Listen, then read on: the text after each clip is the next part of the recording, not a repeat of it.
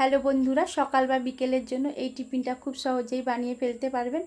2 চামচ ঘি দিয়ে দিলাম। এরপর ঘিটা গলে যাওয়ার পর কাজু কিশমিশটা দিয়ে দিলাম। কাজু কিশমিশ দিয়ে খুব ভালো করে লাল লাল করে ভেজে তুলে নিয়েছি।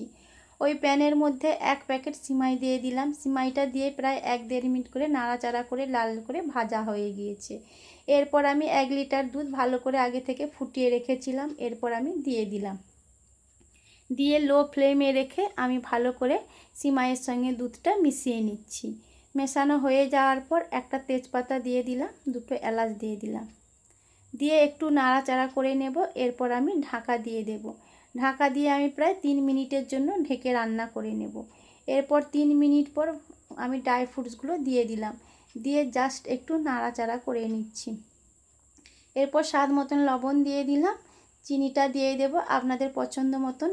চিনিটা যদি বেশি মিষ্টি খেতে চান একটু চিনিটা বেশি দেবেন। এরপর সিমাইটা হয়ে গিয়েছে, নামিয়ে নেব। ভিডিওটা ভালো লাগলে লাইক করবেন।